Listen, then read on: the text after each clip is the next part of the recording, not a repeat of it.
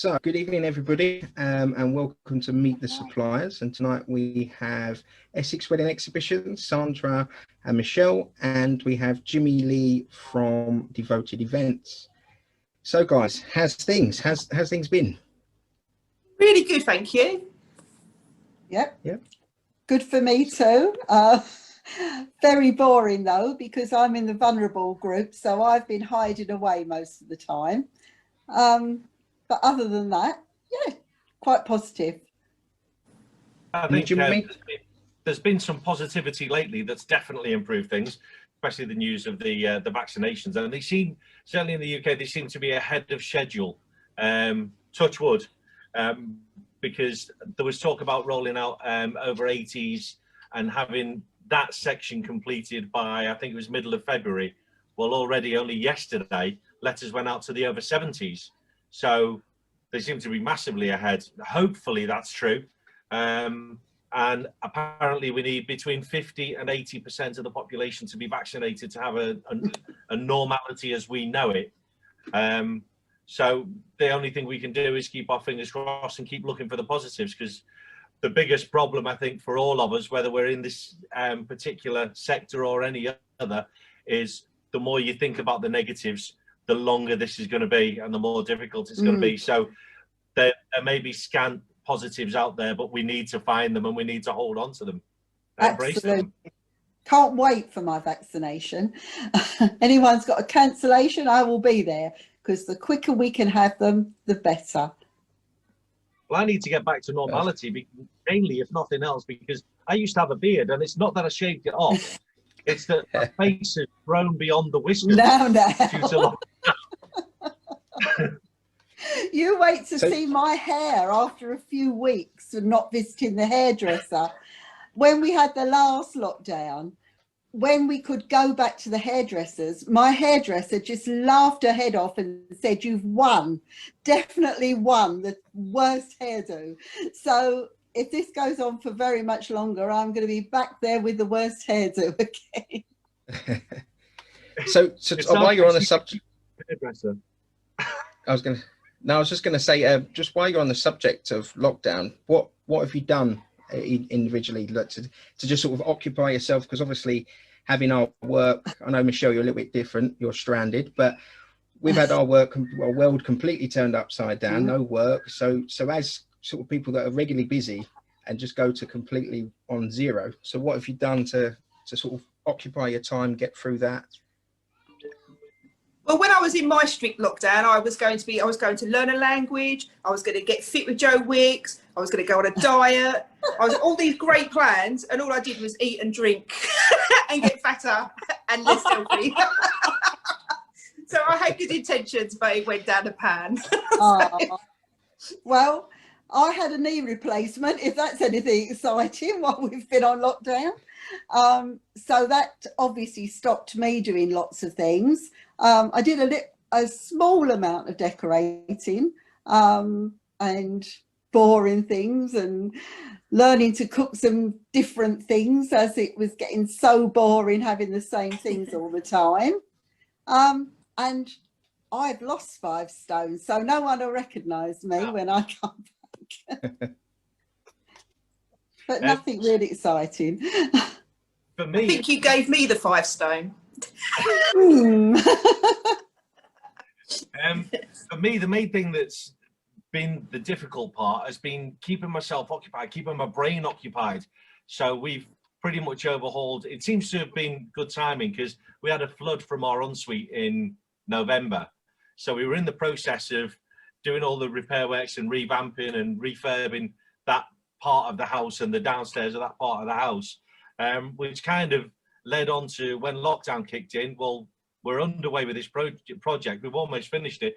Oh yeah, then my daughter's bedroom ceiling came crashing in the middle of the night. So oh no, he's redoing. But I've had the time to actually get all this stuff done, and we've pretty much just finished my son's bedroom. Now it's going to be a new kitchen, but unfortunately, it's not been frivolous, just doing this for the sake of doing it and throwing money at it.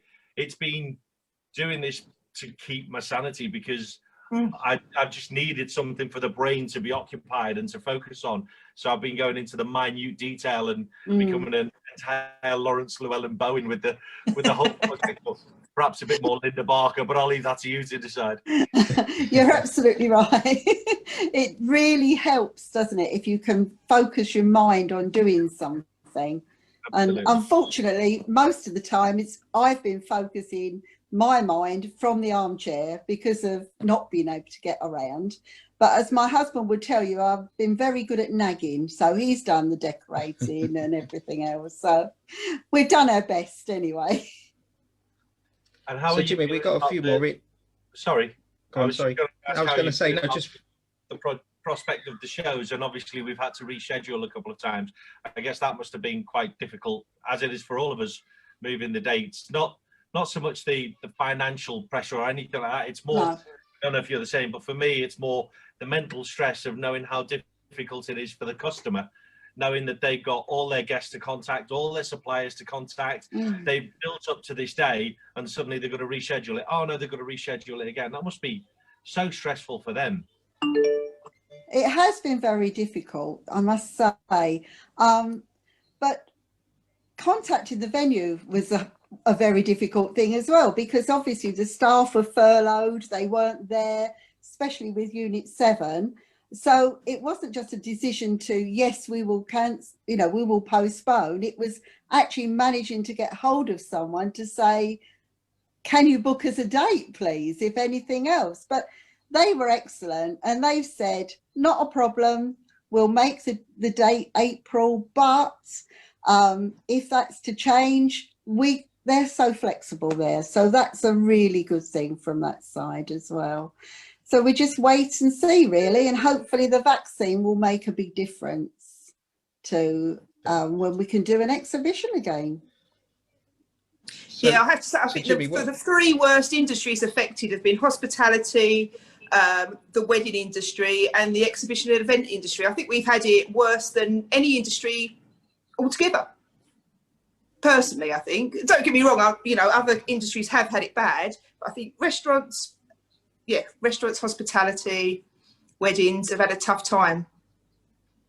And it's the not knowing. It's like you think, oh yeah, this wedding's going to go ahead, and then all of a sudden everything changes, numbers change. You don't know where you are from one week to the next. And you have brides saying, oh, what should I do? What's your opinion? Like, I don't know, because it changes all the time. What I found really ironic was the fact that you could have a wedding for a period of time for up to 30 guests. They could sit down and have a meal, but then the second the wedding was over, in this almost hermetically sealed bubble that you were in, where all the staff were all perfectly safe, everyone was socially distanced, you could have up to 30. As soon as that ceremony is over, or as soon as the meal is done, off you go.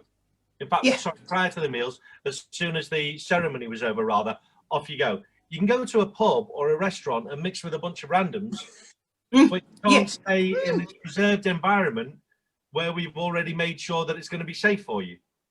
I don't understand the logic in that, but there was, because it's such a huge sector, there was a desperation to save the hospitality sector from pubs and restaurants. But weddings have been neglected from day one, and they say that we've had help, but we haven't. We absolutely haven't. I mean, the help I've had with the government grants, we've had the bounce back loan, but the government grants that we've had would cover 2.5 months of our running costs. So that's not, don't get me wrong, it's help. We're fortunate we've got any help, because in this situation, I don't know if anybody actually expected the government to step up. What I don't expect is the government to take more credit than they actually deserve where we're concerned. I think what they have done has been amazing, but we have unfortunately been overlooked, and I do know a lot of people who've done very nicely out of it, but I guess they can't micromanage every single one. So I shouldn't be thinking about the negatives. I said we need to be focusing on the Well, no, it's someone has just written there. I can't see the name, so I apologise. But someone's just putting there saying it's the stress. What's stressing them out is the not knowing. It's the unknown. But what I would add to that is that the positive for 2021 is that we do have some form of knowledge of what the government are going to do, and we need to be realistic with that. We know that they're going to open weddings up eventually when the numbers reduce. And we know it's going to start small. We know that. We didn't know that before. We was all maybe a little bit deluded and thought, you know, we're going to go back to 150 people dancing around enjoying life again, because that was our hope. But we do have our own roadmap now, and I think people need to follow that directly. If you're not prepared to have maybe 50 and below, probably up until the end of August, and I think you'll be really lucky to get them sort of numbers, then maybe it's time to act now and consider, say, no, I want 200 people at my wedding, and maybe I had to push back. They're not going to give it to us straight away. So look at 2020, use it as a guide. And as I say, there's a lot more positives. We have the vaccine, we have everything else. I think definitely the evening side of the weddings will come back. Absolutely believe that personally. I think they will be, they won't be able to hold that side off any longer than they have to be honest, is my opinion. But Jimmy, that's your area of expertise, the evening side. I mean, obviously, I'm kind of torn, because in the last few days I've had I've had probably 8 or 9 weddings postponed in the last few days, including today. But 3 of those, 2 were in August of this year and 1 in September of this year, and they pushed back 11 and 12 months for those 3 weddings in particular. And what struck me is that 7 and 8 months away. Now, we've had a long time of this, and there's been a lot of uncertainty. There continues to be a lot of uncertainty, but I just don't know. I suppose all that matters really is that the customer's got their own peace of mind. You know, that couple who are dealing with all of this, if it's going to be more comfortable for them to push back for 12 months, then that's absolutely what they should do. But that said, I've also got couples who are holding on, hoping for a wedding in May.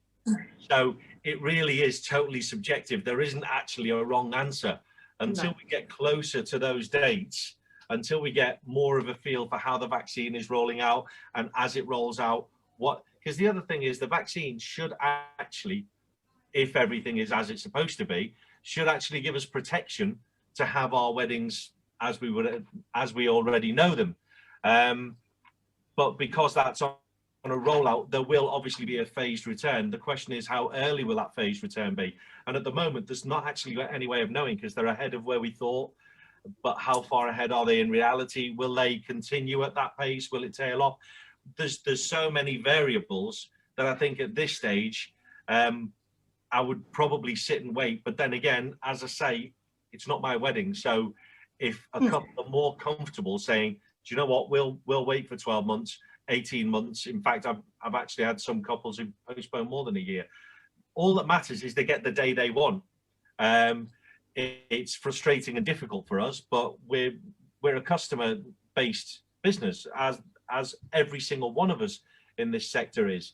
So because of that, all that matters is they get what they want. And if we can give them reassurance, great. But unfortunately, we can't give them more than the government gives us. And we really don't know. So it's just a case of waiting to see how they're comfortable. 100% agree. It is so difficult. Without a crystal ball, none of us are going to know what's going to happen. But I think the main thing is, if people have booked reliable suppliers, they are going to run alongside and help the bride as much as they possibly can. And that's all we can say. We'll help as much as we can. Absolutely. The problem is I can't keep up with the questions because they are coming in now, which is good. The first one that I can see, that Aaron did message one, but I didn't get a chance to read it because it's moved down and I can't see it. So Aaron, if you could write it again, that'd be great. But there's one here. Okay, I suppose I can answer this one. I suppose I'm slightly qualified. There are so many wedding photographers on the market. What do we need to look for to ensure we get what we want? Really, it's just research. So that's Susie. So Susie, what you just need to do is, the main thing is just check someone's full wedding portfolio.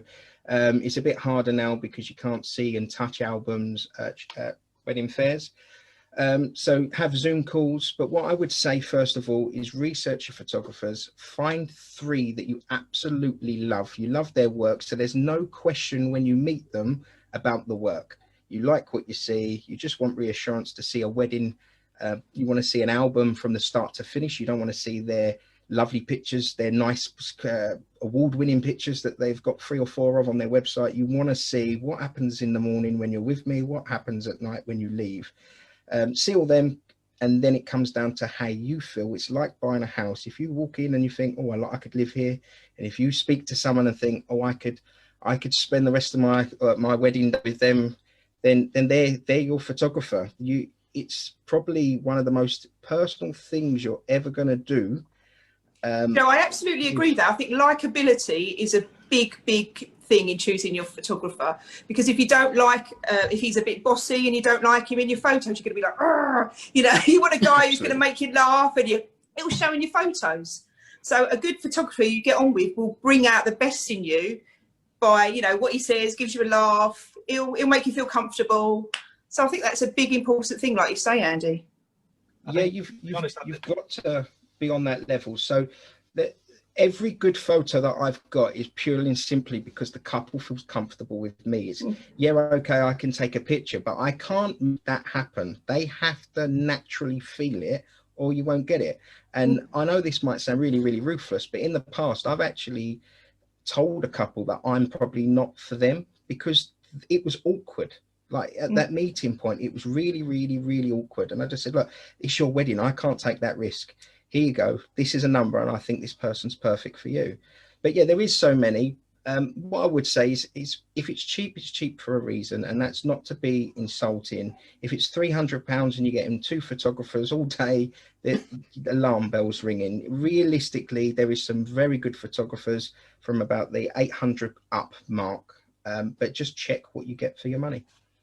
Is what I would say. I think it's the same with all of our sectors, really, as all of our segments within the field that we're in.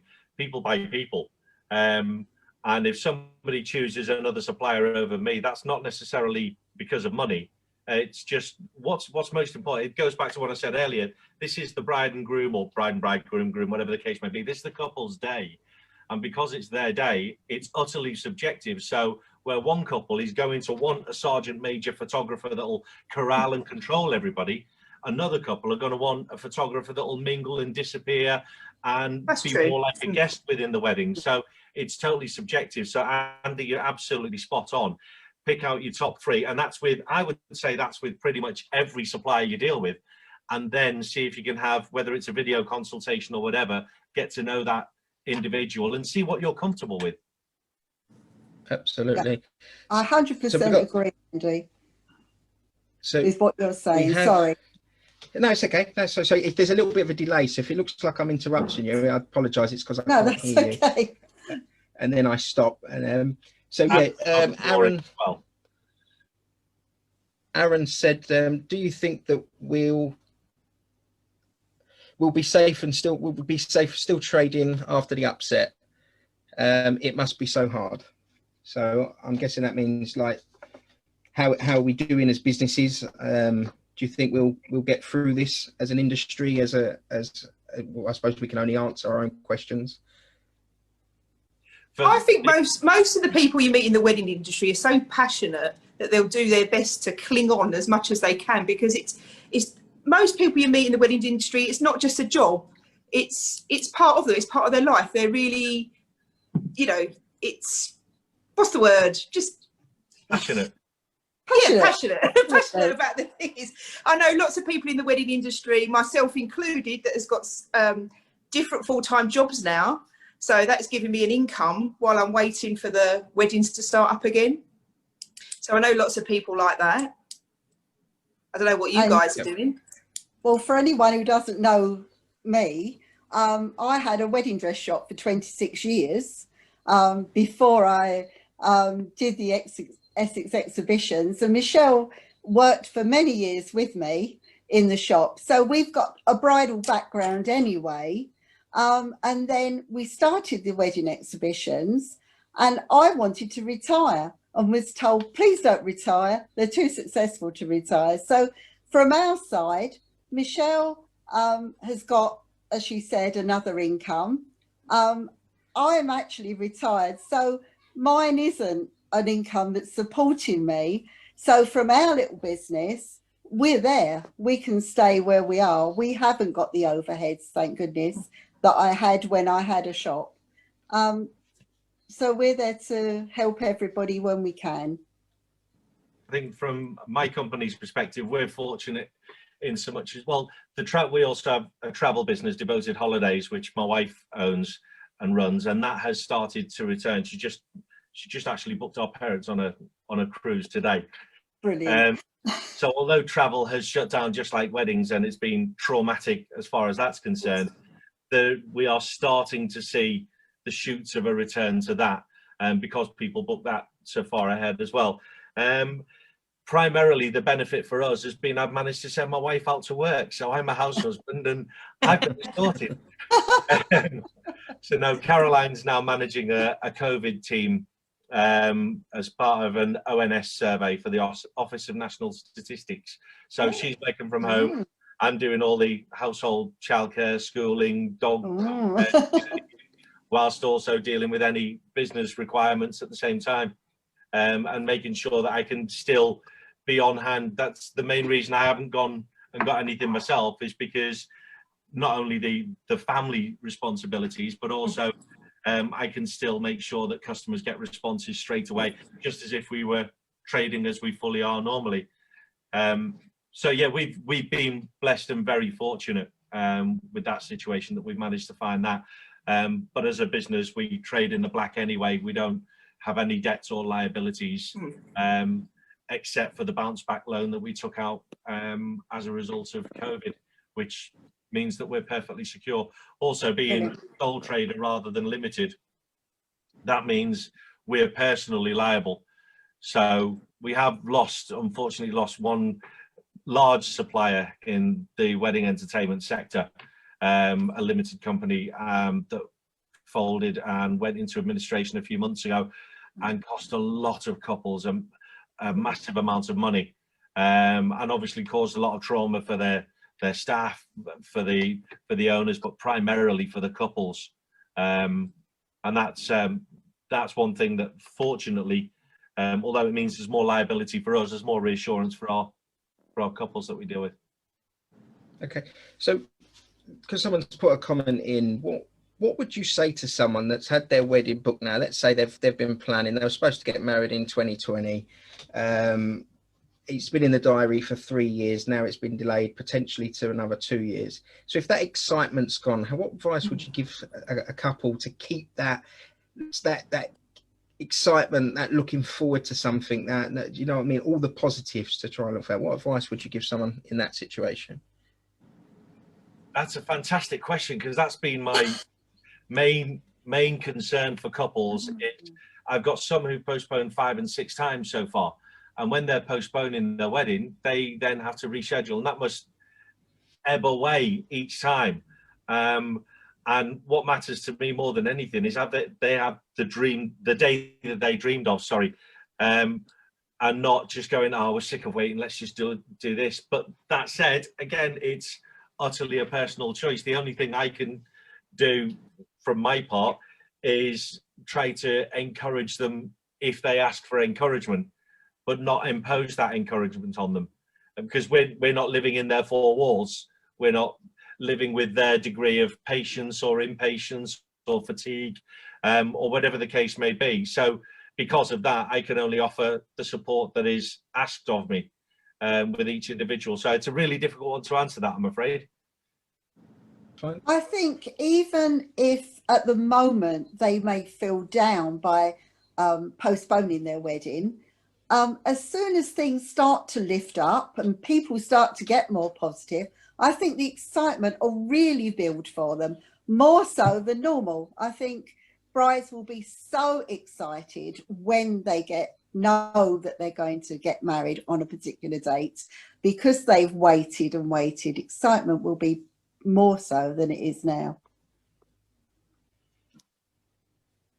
Michelle, got anything to add? No, I kind of agree with that. I think it's you're going to be waiting and waiting and waiting to see if it's going to go ahead, and all of a sudden, boom, it's going ahead. It's like, wow, yeah, we're going to do it. So it's going to be like a whole load of emotions all in a short space of time. I've just been saying this gives you even more time to make it even more epic. What else can you do? Yeah. Bigger, better. You've got more time to plan even more. And what usually helps, I've noticed I'm the only one who's got, because when I'm working, all I drink is soda water. And then it comes to this, and you're all drinking water, and I'm doing, apologies, everyone, but cheers. Cheers. Enjoy. But I've seen a few people asking about honeymoons. There's definitely an interest in honeymoons at the moment, and possibly because they can't book anything else. They're looking into where can we go, what can we do, and maybe they'll be spending more money on their honeymoon because obviously they're delaying their wedding. So that's something they'll get excited about as well. Yeah, I was asked a similar question about 4 or 5 months ago now, and I just looked at it from my wedding perspective. So what would I have felt? What would have been the positives I could have took if this had happened when I got married? And the only thing, that typical man, that I could come up with was it not having such a financial impact in one go. Now, I know that contradicts a little bit because you don't know people's circumstances in the sense of jobs like ourselves. We don't know how much people are earning, if they've been made redundant and things like that. But for me, I wouldn't necessarily extend what I had, but it would have made married life off to a quick start, much more sort of stress-free, when everything, I wouldn't have to worry about anything. So I remember 3 days before my wedding still sort of scratching around the bank account going, right, I've got that to pay, because it was such an expense. But having that extra time, the positive I could take from that is like, right, okay, that's going to be fine, but guess what, I'm not going to have any sleepless nights about this, and we could have everything we wanted, i.e. what we do, especially, or more so me and Jimmy, if we've sold them package B and they come back, they might come and go, do you know what, I'm going to have package sort of D, and it's going to be the absolute bee's knees. I'm going to have you there all day now, Jimmy, and you're going to compare because I've had a year to pay for it. So you're making, like you say, Jimmy said, making it more epic, but without having that stress of the dreaded plastic. So that would have been my positive. Just look at, just take something from it and run with it. I think that's been a lot of thing with us suppliers as well, offering the flexibility to customers to not just go, right, you must pay your, certainly in my experience with what we do, it's not a case of you must pay your 50% balance on this date. You can do that, or you can pay it in advance. You can pay it in drip feed. And I think a lot of companies will, I would imagine, have to have more flexibility like that. Particularly, that will help our recovery, as well as making it easier for the customers, rather than getting the lump closer to the date. That drip feed can actually help with the return to business if you've got customers doing that. Yeah, I must admit, I've got a lovely client base. I was getting phone calls from people that weren't due to get married till 2021 at the end of, telling me that if they wanted me to clear their balance now, it's fine. And I'm fortunate. I was in a position where I had reserves, which, don't get me wrong, they're not going to last forever, but it's been okay. But that's the type of people that you want. That's just, you know what I mean? You want them people around you that care about your business as much as you do. And that's why I love this industry, because it's not very often that you have a bad day at work, really. It's really touching when somebody contacts you and says, and you know that they're dealing with the stress of moving everything or not knowing what's going on, and they're saying, yeah, but how about you? How's your family? I'm like, well, no, you don't need to ask me that. I'm more concerned about you. That's lovely when we get that. Yeah. Also, what I do, because this touches on the exhibition side of things, is it come to light. So I've got a relative who's a wedding photographer in a different part of the country. And we had a conversation, and my conversation was, oh, I've just another postponement. His conversation was, I've had a cancellation, I've had another cancellation, I've had another cancellation. So we started chatting about what we do differently as businesses, and he relies on Google to get all of his jobs. He doesn't meet anybody, doesn't know anybody, just gets a name come through, they sends him a package, he gets the price. All of mine, other than recommendations, is all wedding shows. I don't take business from anywhere else. And I think that proves that meeting one-to-one and knowing each other and having that relationship from day one is so important. So if there's any suppliers even listening here that's, oh, well, I'm not doing a wed fair, cool, it's a waste of money. That was my fault when I done my very first one back at the Circus Tavern, Really? sticking to the carpet, thinking, what have I done? This place is awful. And really, that, if I'm being honest, my business started then. It didn't. Well, I had a business, Andy, but it wasn't. Sorry, I was going to say that 26 years of having the wedding dress shop, I would have never survived if I hadn't done wedding exhibitions.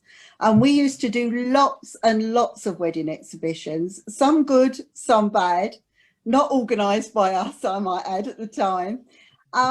But people used to come in, brides used to come in the next day or the following week, and they'd say, I want to see the lady that was at the show. And I'd come out and I'd say, no, the other girls are nicer than me. You don't need to see me. No, I met you at the show. And that's the thing, isn't it? You've met somebody, they know you as being a normal person. You're not stuck up and looking down at them. You're just a general normal person. And that's what most people want.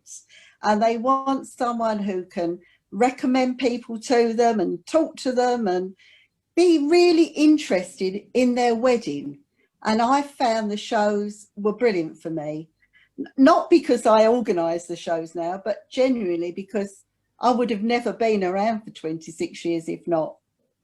100%. I think it's a big thing for a bride to feel comfortable with a wedding supplier, because even like with COVID, if you didn't know someone that well, it's a bit like, oh, I've got to ring them up. I'm a bit, you know, but if you've built a little relationship by getting to meet them, you're like, oh, it's all right, I can ring him and, you know, have a chat with him about, you know, what we're going to do about changing my wedding. So I think it makes a big difference if you feel comfortable with a wedding supplier. Yeah, I think with the exhibitions, from my perspective, I always found that I'm constantly getting people saying, oh, we can push you up Google. And they're really surprised every time I say, I don't want you to. Yes. You mean you don't want to be at the top of page 1 of Google? Well, people go to Google and invariably what happens is they go, right, what's your price? What's your price? What's your price? What's your price? And that's the premise of the decision. I would rather that somebody actually meets me, and obviously price is important. It's not a case of trying to write a blank check, of course not. You have to be reasonable, you have to be fair, but you also have to run a business. So what Dave down the road charges should be absolutely academic to me, because he doesn't have my experience, my skill set, my equipment. All those things make me unique, just as all those things make him unique. So we shouldn't be comparing on price. So for me, 100%, it's about being at exhibitions such as yours, where you can actually meet people and they can go, do you know what? I like that guy. Or probably 85% of them, he's a bit of a shelter. And they need to trust you. I think trust is a very, very important thing, because they're booking their wedding and they're giving you their money. So they've got to trust you. And I think if you've been in the business, you know, quite a long while, and most of us have, we know the problems, we know the pitfalls of things, we can advise them, and they begin to trust you in their own way. And that's very important. Well, this is possibly going to sound a little trite, and it's not meant that way, because genuinely for me, it's actually not about the money. Of course, it's about money. I've got bills to pay. I'm building a business because I want to earn a living from it. But it's more about the excitement. I just found a photo when somebody asked me for some images of a wedding I'd done at one of the venues. And I dug out some images, and one of them had a groom during the first dance giving me the thumbs up with a big smile. And I was like, I've got a chill remembering it now. That's what I love. That's what I do this for. And that's what most of our customers are passionate about. We are so blessed to do what we do in the sector that we do it in. We're absolutely gifted with that. So yeah, we're very fortunate. One of my things you're talking about that is when I look, because I use Facebook predominantly, other than a little odd moan, which I do often, is to get to know my couples. So I encourage my couple clients to add me on Facebook, and that's what I really use it for. And there's nothing better than when you scroll down after a year's work and all the profile pictures you see are a lot of them are your photos. It is the loveliest feeling, because obviously once I hand over, unless they have a child and they come back and we do newborn stuff and continue it on, it's very rare that you see what actually happens with your work. So you don't know if it's on the wall, you don't know if it's in the bottom of a cupboard, you just generally don't know. So when you see it, it's a lovely feeling, like you say. You think, oh, I've served a purpose. It's also lovely when you see those same couples, like however long later, showing the picture of their newborn baby. It's like, oh my God, I'm part of all of that. I know I'm overstating our involvement to some extent, but to even be involved at all and to actually get to know the people and see their lives and the journey afterwards. I'm probably sounding like I'm over romanticizing it, but genuinely, no, it's true. It's the best part of what we do. No, it is. It really is something that we get so involved with. Quite a few years ago now, we did a wedding walk for charity. Do you remember, Michelle? And we invited brides to come back and wear their wedding dresses, and we walked with the carnival locally. And so many of them came back and wore their wedding dresses. Oh, it's lovely, like 20 years worth of brides. Yes, all in, like, some of the dresses were 20 years old, some were like 1 year old. We're like, we've done all of them. And they thought so much of us that they've come and joined us to walk for, like, and raise money and walk in their wedding dresses. It was so nice, wasn't it? And some of them brought their kids who were like not even born when they got married, and now they were like 5, but they fitted in their old bridesmaid's dress, you know, from their wedding. So their child was wearing a bridesmaid's dress from their wedding, if that makes sense. Yeah, it was really lovely, wasn't it? Really good. That's right. And we also used to do fashion shows at the schools, and the 15-year-olds used to model the wedding dresses. That was like the finale. They modelled the wedding dresses and the bridesmaids. And over the years, those girls all came back to the shop and bought their wedding dresses from us. And that was fantastic, because they said, oh, we had to come to you because we modelled your dress before. And it's something that you look back on, don't you? And you remember all those things. Yes. That's brilliant. I must admit, I sit with you quite regularly at shows. We'd be forced set up. I'm always last to leave because I like listening to their stories. They're brilliant. I've just got a couple of questions, because if someone's there waiting for an answer. So we've got. Oh, that's fantastic! I've just got a butt in. Oh, sorry, someone's just commented. I was a model at Hasselbrook School for you. How lovely is that on the group? Oh, that's lovely. Yeah, so someone has asked, they said, would you consider having a plan B if your wedding was before August? Sorry, I've just realised I've just got my iPad, it wasn't on mute. So, sorry, what was that question? It's if you're getting married before August this year, would you consider having a plan B before you book anything? I would suggest there's nothing wrong with having a plan B at any point. I don't know about before you book anything. I think almost all suppliers are incredibly flexible, supportive, and I think that's part of the due diligence a couple will do before actually choosing who they want to go with. So I think a plan B, as far as that's concerned, hopefully shouldn't be an issue, because the suppliers will be as accommodating as possible if it requires rescheduling, etc. But a plan B, as far as whether or not you're going for a specific date that you've got your heart absolutely set on, or whether you have an alternative just in case that you hopefully don't need but you're prepared for, I think that will be a different matter. But I don't know about plan B regarding suppliers, if that's what the questioner means. Sorry. No, it's fine. Well, I think what I would say to that is every reputable business now should have some form of COVID policy that they follow. Ask to see that and go from there. If they haven't got one, then you know the answer. Don't give them any money at that point.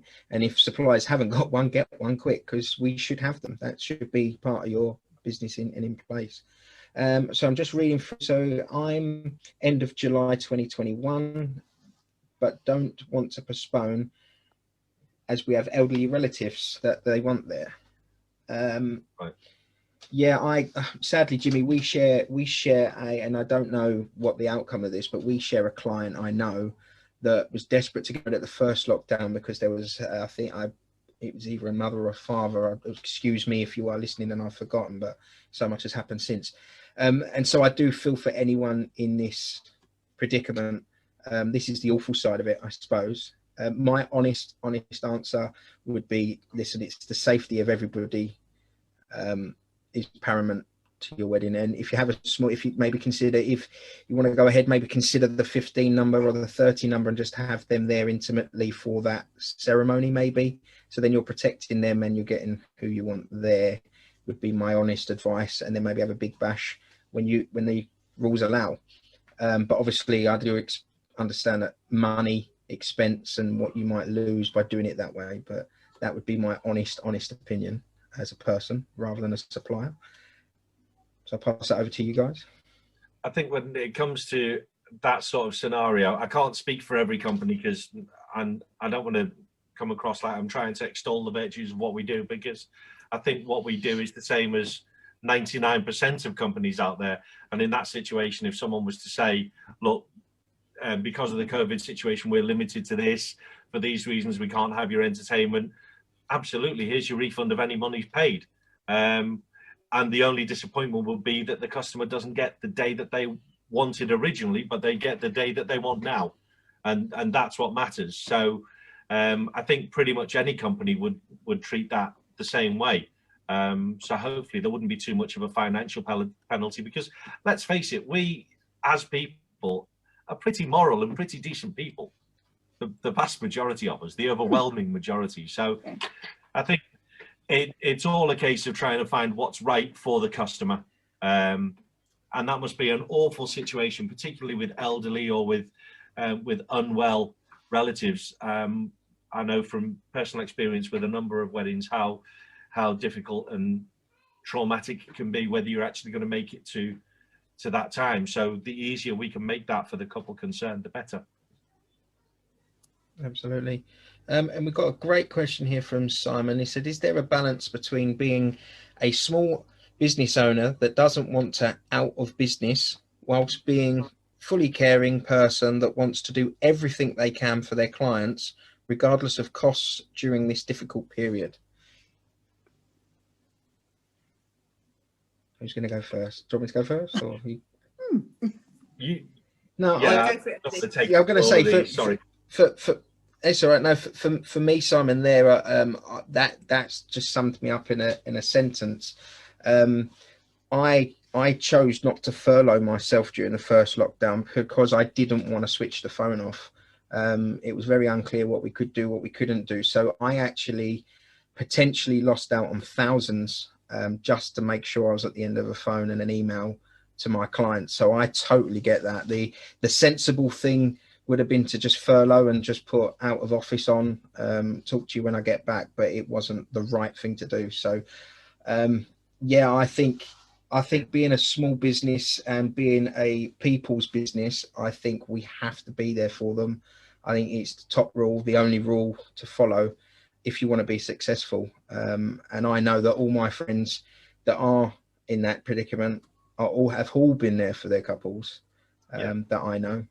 So yeah, I think it's a must personally. I would say it's hard, but it's a must. I would say that it's difficult because I know that I'm in a fortunate position and I don't want to appear sanctimonious or, oh, it's this easy, because I can't relate to that difficulty. So I know that I'm incredibly fortunate, and I absolutely understand how difficult it is for people who are dealing with the dilemma that I am fortunate I'm not dealing with. And I'm immensely grateful I'm not currently dealing with that. But I do believe that the businesses that will be there in the long term are the businesses that do absolutely whatever it takes, whether that be business related or anything to pay the bills. But what I mean is the businesses that say, look, whatever the customer wants, I will make it happen. That said, again, I don't mean to seem uncaring, because I'm not in a position of really relating to how perilously close to that vital line some businesses are. Absolutely. So we got a completely off subject question coming now. So want to know we start with you, Sandra, because I know this was right down your alley. The strangest request. So when you were at the bridal dress shop, the strangest request from a couple that you ever got, what would that be? The strangest request. Oh, I think the very strangest request that I ever had was I had a bride that wanted to buy a black basque to go underneath her white wedding dress because she was wanting to do a striptease at her wedding. I never did find out what she did or what she didn't do, but I really wanted to. But I think that was the really strangest request because she wanted to check that the black basque wouldn't show underneath the white wedding dress, but was going to do this striptease at the reception. So the mind boggles. Oh, maybe she was a burlesque dancer, maybe. Maybe she was. Well, it was before the days of burlesque dancers, but maybe, maybe we will look at it from that point of view. I really don't know. It was a very strange request anyway. Brilliant. Yourself, Jimmy? My favourite one, that it's probably a bit too musical for many, but my most unusual request, there's been many unusual sights, it's fair to say, but my most unusual request was a first dance at one of the venues that I work at regularly. And it was brilliant, to be fair, but I'll come back to the first dance, because straight after the first dance, the mother and groom song was Queens of the Stone Age, and the father and bride song was Queen Radio Gaga. So that was surreal enough and not really what you'd expect as the norm. But the best part was the bride and groom's first dance was Rupert Holmes' Escape, which is the Pina Colada song. If you had the Pina Coladas, that particular song, for those who don't know, for the uninitiated, the opening lines of the song are, and I quote, "I was bored with my lady, we'd been together too long." Oh, Song, the most romantic a guy who takes a classified ad in the newspaper to say he's looking for a bit of fun elsewhere, and then the person who answers the classified ad turns out to be his wife. Isn't that hilarious? That was the first to the wedding. I thought that was genius. Brilliant. I love that. Brilliant. How about you, Andy? We're going to stick up. No, you haven't answered yet. How about you? Yeah, so I had, it was probably more out of the blue. It was chucked at me very late on into the morning of bridal prep, that the bride wanted to give the husband to be a special picture. And anybody that knows me well knows that is like my biggest, like, bright red face, don't know what to do, don't know what to say, all composure gone. And it was sort of one of those of do I say no? And in your head, will the wife mind? What will she say? It was all going through me at 100 mile an hour. And yeah, it was, I'm like to say, we kept it very classy and we managed to get a nice picture that I quickly thought out. But yeah, I didn't need no flash. My face was enough to light the room. And yeah, it wasn't my cup of tea, that side. But yeah, going on from that, just to keep it on a more jovial, and because there's to get a few more questions. What are you cancelling the boudoir shoot I booked you for next week for me? Yeah. I felt a hell of a cleavage. I can provide the black bag. A COVID cleavage, lockdown cleavage. But staying on that fun side of what we do, and rather than it being all COVID related, what would be the most embarrassing thing that's ever happened to you while covering a wedding? Oh. And believe it or not, my last one wasn't it. I know. I'll tell you mine because I'll let you think. Oh, sorry. No, I'm going to say I'll let you think, and I'll give you mine because I know it. I remember when I was working in the shop, I'd got a bride, she'd all dressed up in her dress, and she wanted to show the groom, because lots of girls actually bring their groom with them to choose their dress, well, groom to be.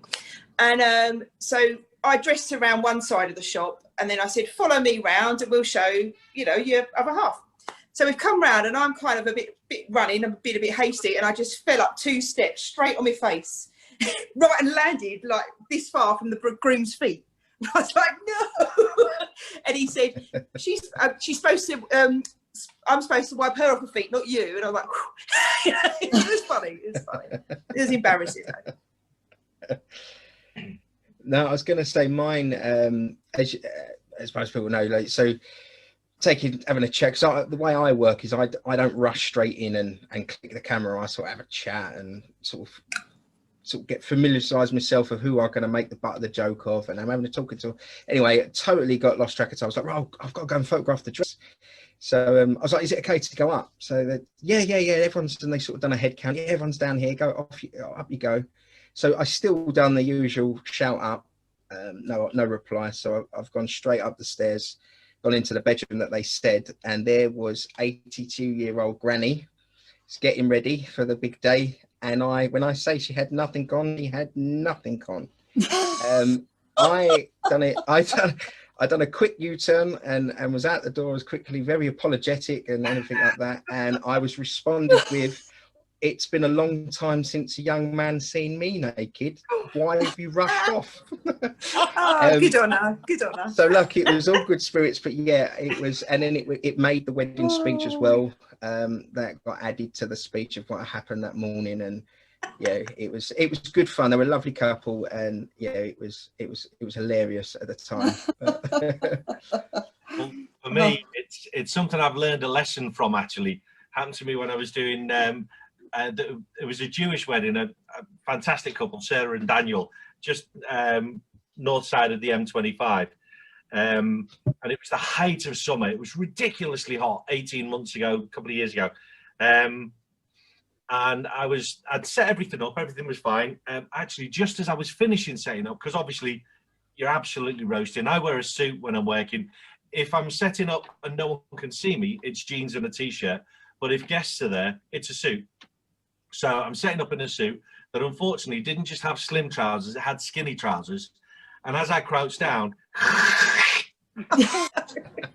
it gets better. From the crotch to the knee. No! So thankfully, I then knew that I was going to be sat in the van for the next few hours whilst they had the daytime event going on, just watching the World Cup actually. I had to get Caroline, my wife, to jump in the car in Chelmsford and drive to North London with another pair of trousers.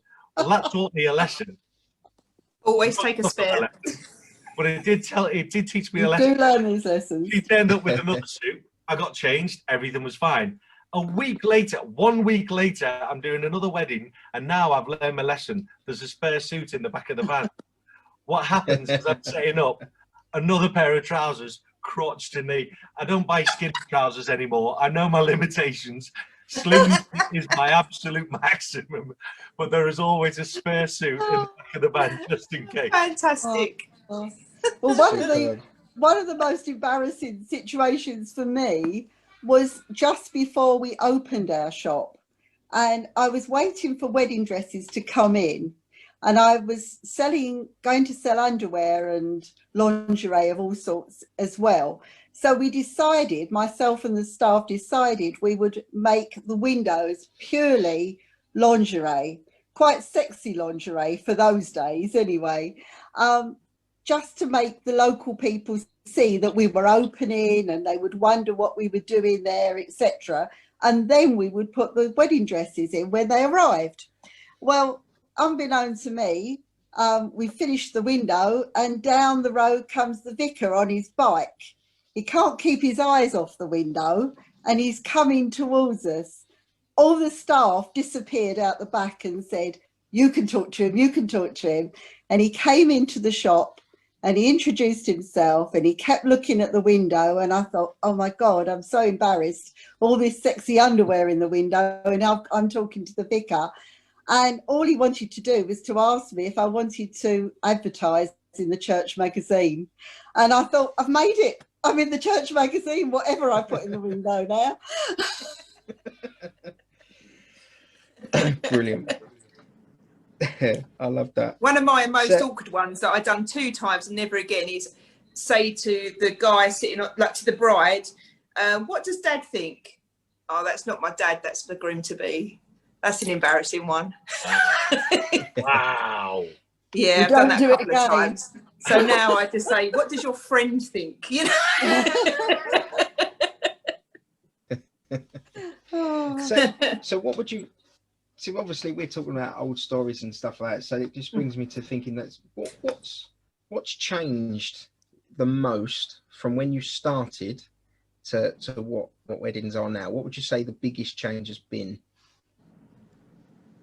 I think, to me, the biggest change is the fact that brides can now look at the social media. They can look at Facebook, Instagram, etc., and get so many ideas now that they couldn't get when we first started. There were very few bridal shops around. They came I'm just butting, we're talking 30 years ago, you're talking, yes, so everyone knows, 30 years ago, so I'm just talking. They came into the shop, as long as they liked you and they liked the dress, there was 9 out of 10 they were going to buy the dress. These days, obviously, there's so much in social media that they get so confused, actually. They go to so many shops. I mean, we used to have girls come in with a clipboard ticking off the shops that they've been to, and they get so much advice from bridesmaids, mums and everybody else. I like this one, I like that one. And really, the bride should say, this is the one I like, and stick to it. You can't take everybody's advice. And I think that's the biggest change is social media, really. Without doubt. When I actually planned our wedding, mine and Caroline's wedding, which was 16.5 years ago. So the planning started 18 plus years ago. And what struck me was there were so few resources, because Caroline wanted like the fairy tale, the castle or the country house, that type of wedding. So I bought a National Trust book that was that thick with all different venues.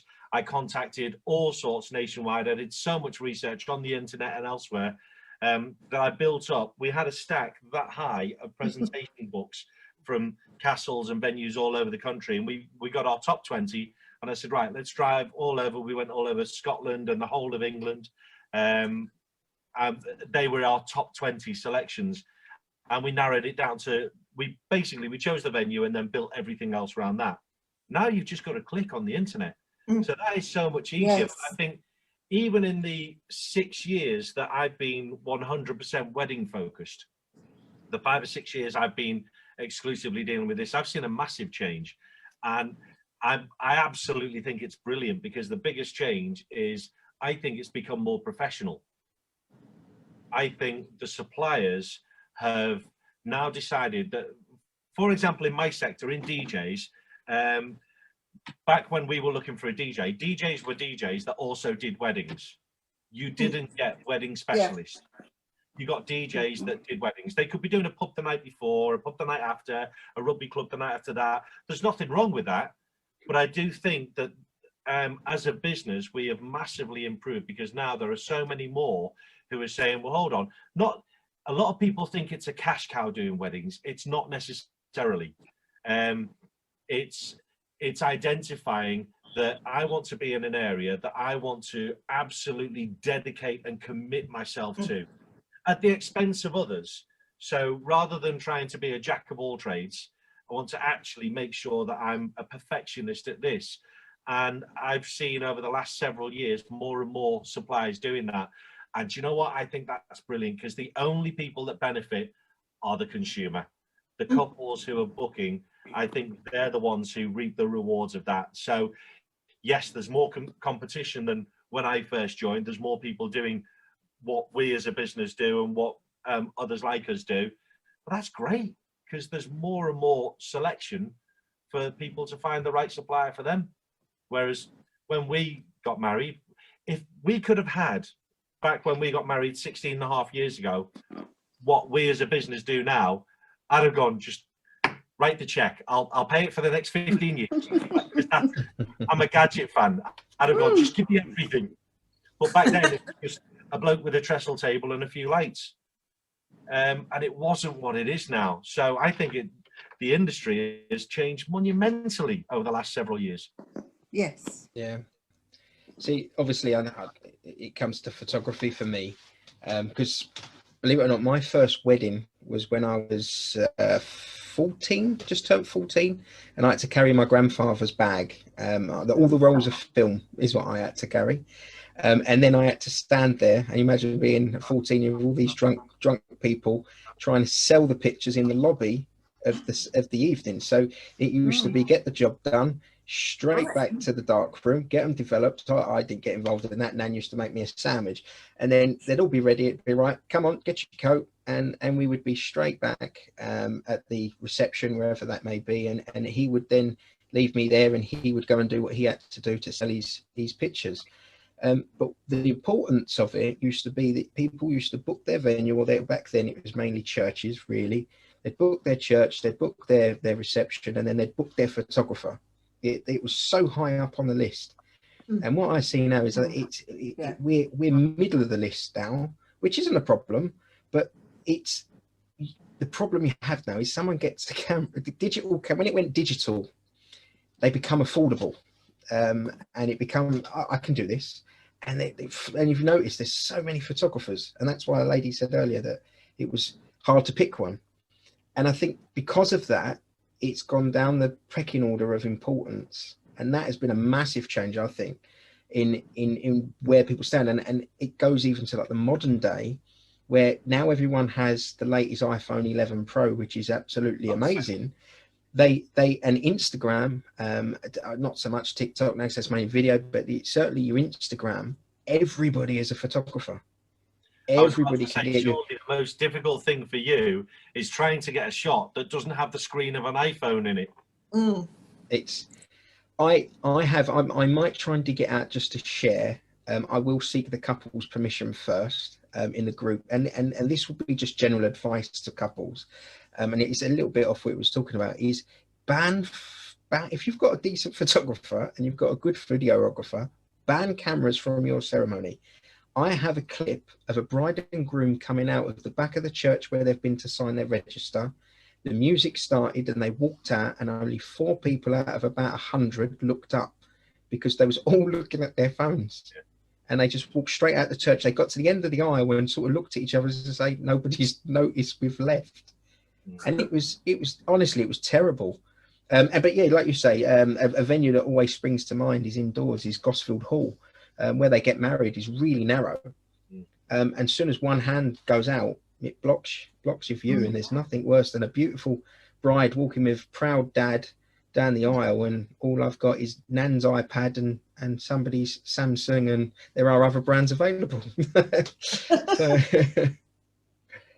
But yeah, sorry, can I just say on that note, I actually planned to do a blog about 5 years ago, and I still haven't done it.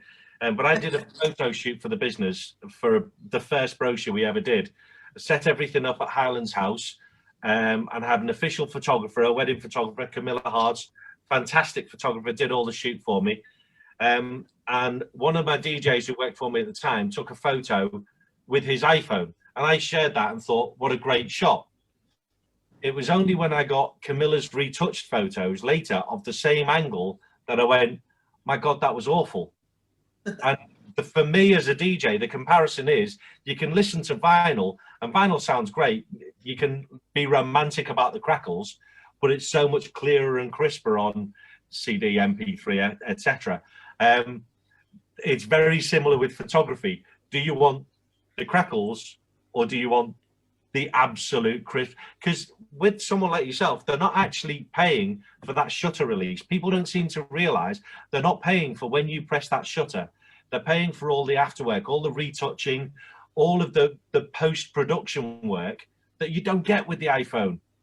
So they guess, don't get me wrong, we have a product called the UPhone where customers can send their pictures from their phones to the screen. It's great, but it should never replace what people like you do, because you're the one who's got the skill, the training, you've got the professional expertise, and that shouldn't be undermined.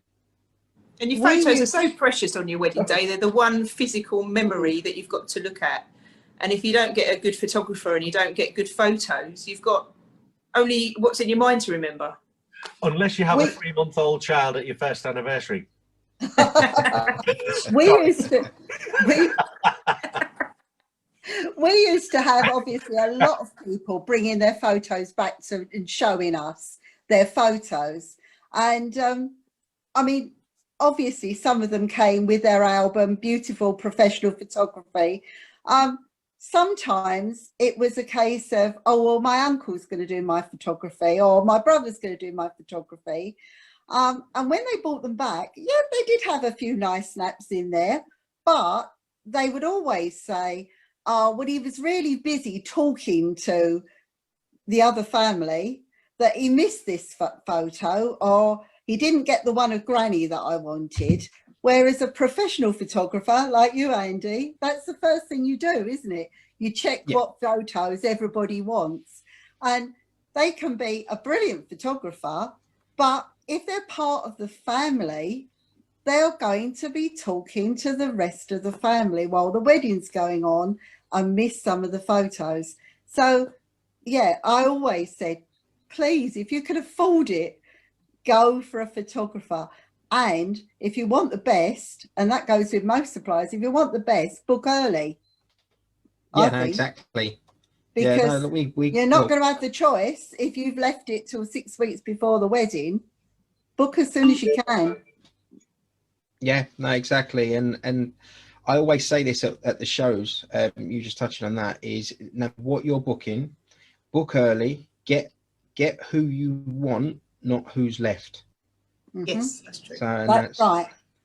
And ask them if they did the photography, because I used to find people would sell a photo. I would point to a photo and say, I could tell you that I took that photo, but I haven't. Check that the photographer is the one who's been taking the photos. Maybe I'm a cynic.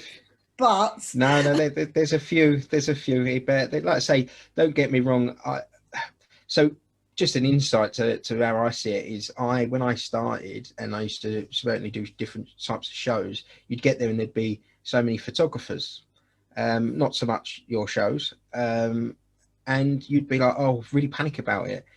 Majority of them people now of my circle of friends have completely changed from what I used to, and they are like my best pals. The one that Jimmy just mentioned, Camilla, she's covered for me, I've covered for her. One of my really, really good friends is David Dean. Now, ironically, he's on my door. If you wanted to go business thing, he's on my doorstep. We're always at the majority of the same shows, and could be my competitor, but he's not. I love the guy to bits. And it's all through just talking to each other and just being like, you know what? And you'll recommend each other because you know that his work's good, and he'll recommend you because he knows your work's good. Yeah, constantly when we've got double bookings, they only go to a very few places. But I'm going to move on just quickly because we've got a fantastic question here from, look, I can't see the name. It's my screen, so it's not that they haven't put it. What kind of things do suppliers find irritating, frustrating about couples? Ooh. So here goes. You can tell this isn't a sales pitch, can't you? Mine's a bit boring enough. With anyone I meet in life, it's the same. Not saying please or thank you, just basic manners. But that's manners.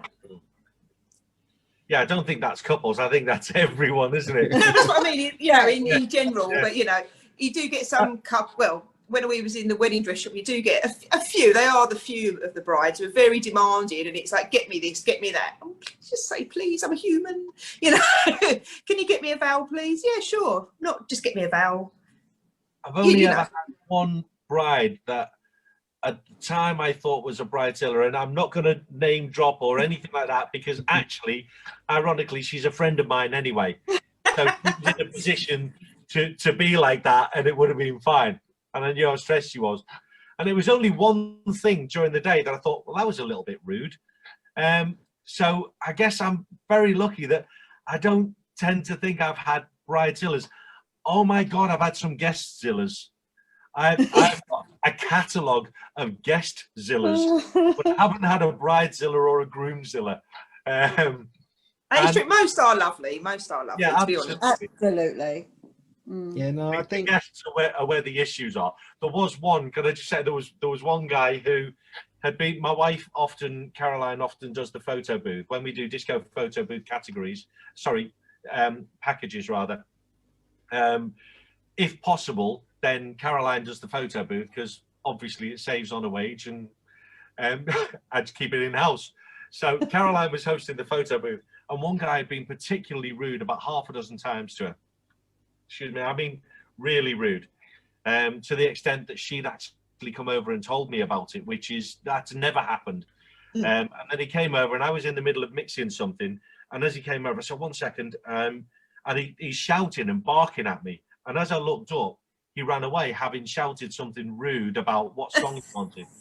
As he ran away, he fell off the stage. Karma. It was the first time I ever had my brand new Starlit dance floor out.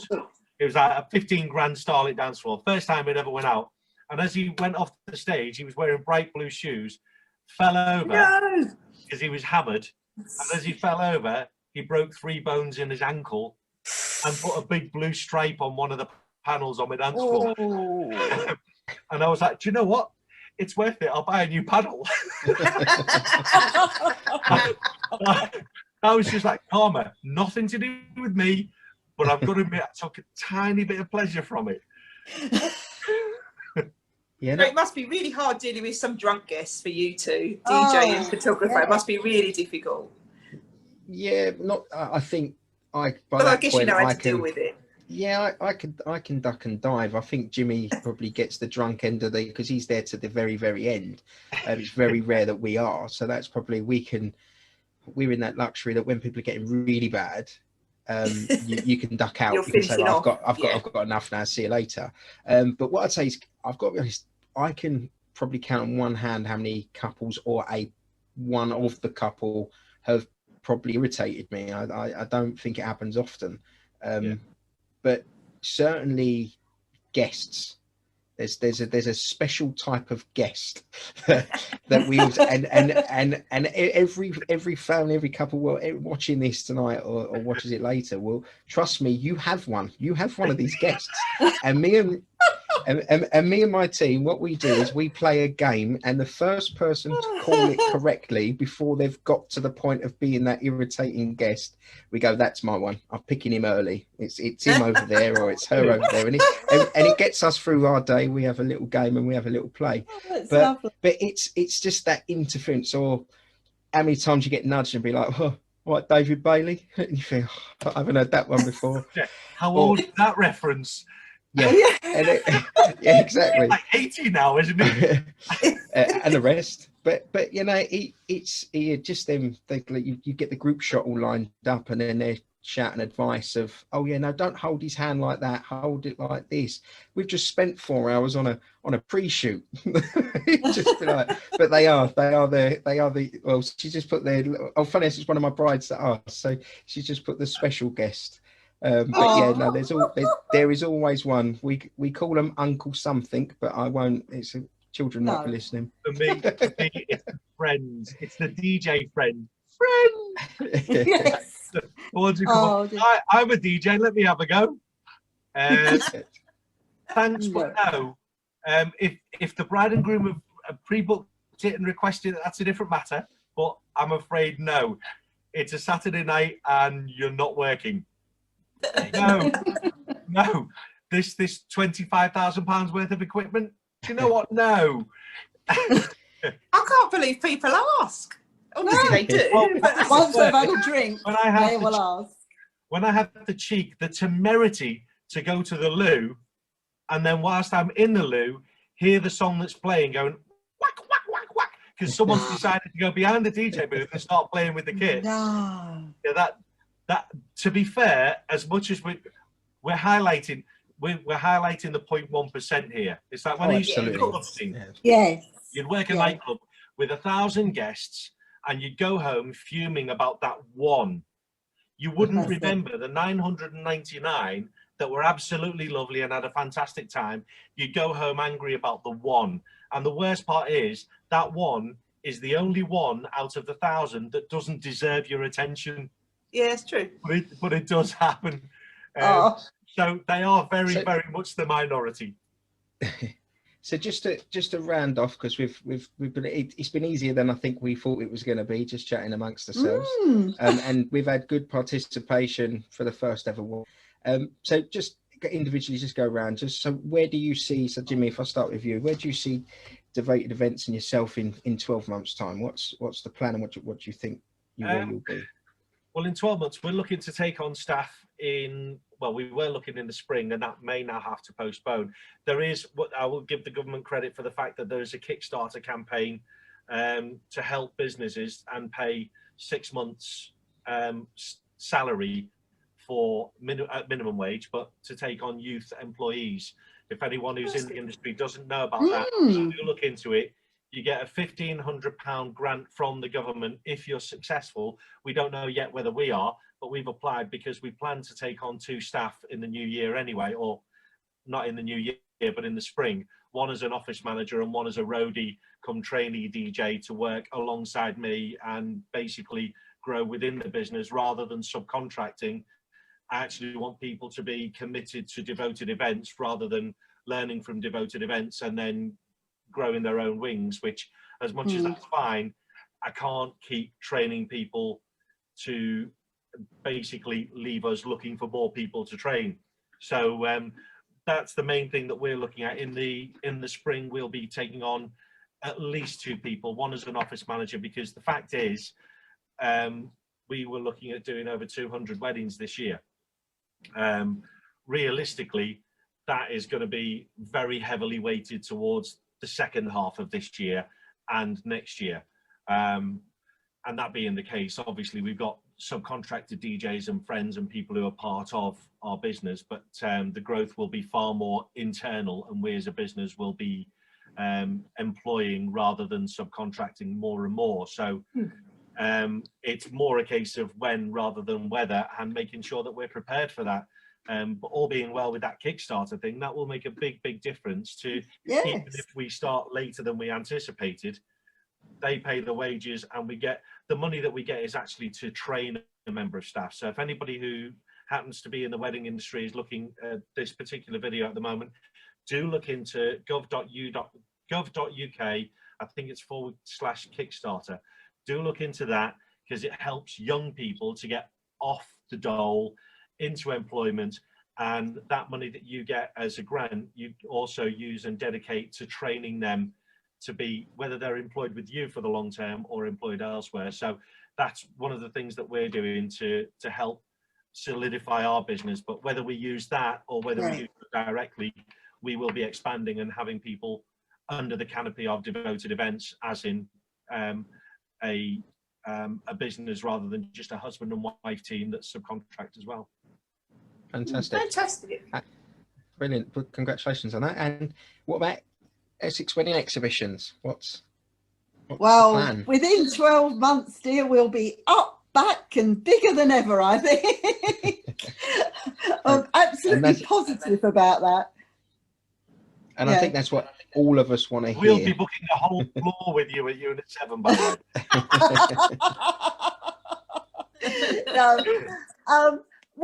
It's something we really enjoy doing. We don't want to do too many exhibitions because I think that just waters down the bride. Yeah, quality over quantity. Absolutely. So we don't want to do lots of them, but we thoroughly enjoy what we do.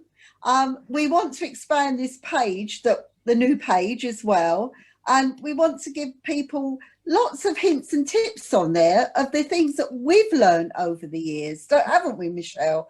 We've learned so many things that that we used to pass on to so many brides, that we would love to keep doing that, and, you know, just expand the page as much as we can, and hopefully other suppliers can give their hints and tips on there as well. Yeah, no, that's perfect. And I think what we can reassure people, and if there's suppliers listening, is this page is dedicated to advice. Obviously, if someone asks and wants some help with what you do as a business, then jump in. Or if you can offer a bit of expertise, I think Michelle's kindly putting different subjects up and hearing from different suppliers. So it's not like your other groups like ATB and things like that, where you're going to get bombarded every day with, this is my offer today. So it's a safe place, I think, for couples to come and get honest opinions from not just suppliers, but hopefully other couples, which it's been that's fun what we want. Seeing it build. That's what we want. Yeah, no, more definitely. than anything. Absolutely. May I just say before we close off, there was one question that I did see, which was, what do you do if a supplier is difficult regarding cancellation or postponement? So before I sign off, if I may say, because I did give this quite a bit of thought, and my best advice I can give is just try not to make it a point of no return, because if a venue or a supplier, or if somebody is getting their hackles up or being obstructive, that there is a reason. Now, that's not to say that is the way to treat a customer or a couple, but what you don't want to do is get to a point where it has to get litigious or spoil your memories as a couple. What really matters is what you take away from it is the most positive experience possible. So if we as a group and as a page can help, if somebody is having a difficult experience, you don't have to name and shame. You don't have to air the entire story or the entire situation. You can message any of the admins. You can actually just put a post on the page, make it generic. If you want to ask for advice, I think it's quite important to be really cautious about how, if somebody is being obstructive, how you can break down those obstructions, because the vast majority of us in this industry just want to help. And if somebody's being obstructive, it may be something that is nothing to do with your scenario, but we may be able to help you find a way around that. So please don't feel that if you're up against a brick wall, that's the end of the story and it's got to spoil your day, spoil your memories. Absolutely not. Anything any of us can do to help and reduce that stress, that's the whole reason this page exists. And that's the whole reason the vast majority of us as suppliers exist. Absolutely. Well said, and couldn't agree more. Absolutely. Okay, well, perfect. So that's back to the red wine. Yeah, back to the red wine. Yeah, no, that's well, like I say, I think that's a great way to end. I thank you all for agreeing to my mad idea that we come on, but I think it's been quite enjoyable. I think it's been quite nice. No, it's been really enjoyable, Andy. Thanks for setting this up. Thank you. It has. Thank you, Andy. As I said to Michelle, I've hardly seen or talked to real people for nearly a year, so I didn't think I was going to say a word, which obviously I did. What's even worse though is this is the best we could come up with. I'm sorry. I'm sorry. No, I appreciate, I really appreciate you setting it up, Andy. No problem. Really good. And what I would say is we're going to do it every Tuesday. They might not all last as long as this, but they'll be Tuesdays and Fridays.